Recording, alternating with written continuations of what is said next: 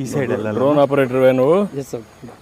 ఏమి ఎక్కడుంది డ్రోన్? ఇవన్నీ ఎన్ని ఉన్నాయి నువ్వు ఆపరేట్ చేసేది? ఇటు సైడ్ వెళ్ళండి సార్. ఇప్పుడు మనం 20 ప్రొక్లైన్లు 2 కిలోమీటర్ రీచ్లో పెట్టాం సార్. దాన్ని ఎందుకు అవసరం? ఓకే, 20 కిలోమీటర్ల 2 కిలోమీటర్ రీచ్లో 20 ప్రొక్లైన్లు పెట్టాం సార్. ఇక్కడ 11 పెట్టాం సార్.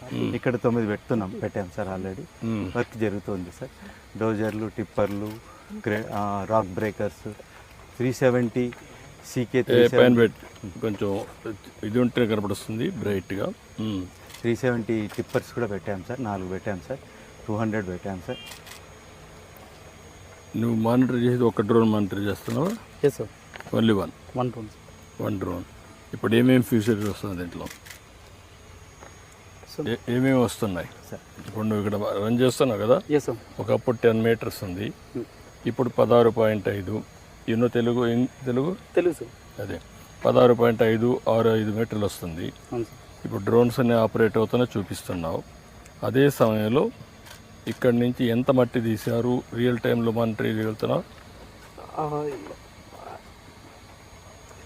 ఈ డ్రోన్ ఇప్పుడు మనం దానికి ఆర్థమోజెక్ సర్వే చేయాలి సార్. ఇప్పుడు మనం విజువల్గా ఇన్స్పెక్షన్ చేస్తున్నాం సార్. ఈ పాత్రలో అసలు వర్క్ అవుతుందా లేదా అనేది అంతవరకే చేయగలుగుతాం. అవును సార్. దాని నుంచి నెక్స్ట్ లెవెల్కి వెళ్ళొచ్చు కదా. రియల్ టైంలో కూడా ఈ రోజు మార్నింగ్ నుంచి ఇప్పుడు ఎంతవరకు చేశారు కూడా చేయొచ్చు కదా. ప్రోగ్రామింగ్ చేస్తే అది కూడా చేస్తే ఇంకా ఈజీగా అవుతుంది. అవును సార్. ఇవన్నీ సెంట్రలైజ్ అయిపోతాయి. సెంటర్కి పోతే ఆటోమేటిక్గా ఈరోజు సాయంత్రానికి ఎంత అయిందో ఎస్సీకి కానీ అందరికి అదే ఇన్ఫర్మేషన్ ఉంటుంది. ఎందుకు ఆ పని చేయలేకపోతున్నారు? మనం చేసుకోవచ్చు సార్. మన డిపార్ట్మెంట్లో మనం ఒక వింగ్, డ్రోన్ వింగ్ ఆల్రెడీ మీరు స్టార్ట్ చేశారు కదా సార్. ఆ వింగ్లోనే అడిషనల్ పవర్స్ తోటి మనం ఆర్థమోజెక్ సర్వేస్లో ఎవ్రీ ప్రాజెక్ట్ ఎక్కడైతే కరెంట్ వర్క్ అవుతుందో ఆ ప్రాజెక్ట్లో ఒక టీమ్ని, డ్రోన్ని డిప్లాయ్ చేస్తే మనం ఈ రోజు మార్నింగ్ నుంచి ఈవినింగ్ వరకు అయిన ఆటోమేటిక్గా సిస్టమ్ని కంప్యూటర్కి వెళ్ళిపోతుంది. అప్పుడు అందరికి ఆ ఇన్ఫర్మేషన్ ఉంటుంది రియల్ టైంలో సార్. దాదాపుగా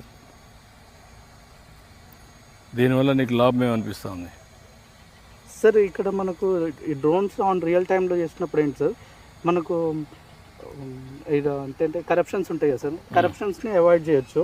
ఇంకోటి డిలే ఆఫ్ టైంని మనం కూడా అవాయిడ్ చేయొచ్చు సార్. ఇప్పుడు ఈ జనరేషన్కి టైం అనేది చాలా ఇంపార్టెంట్. సో మనకు ఈ ప్రాజెక్ట్ ఒక 6 monthsలో మామూలుగా మనం వితౌట్ ఎనీ మానిటరింగ్ పెడితే ఆ ప్రాజెక్ట్ 1 year అయ్యేది.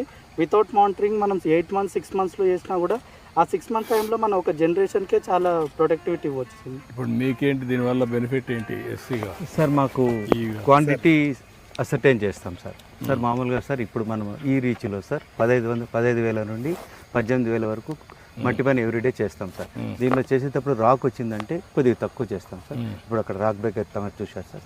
అట్లనే మనం క్వాంటిటీ పెంచుకుంటూ పోతాం సార్. ఏదైనా షార్ట్ ఫాల్ అయినాం అనుకోండి సార్, నెక్స్ట్ డేకి కొద్దిగా అవర్స్ పెంచుకొని ప్రొసీడ్ కమ్మని చెప్తూ ఉన్నాం సార్. చెప్తాను.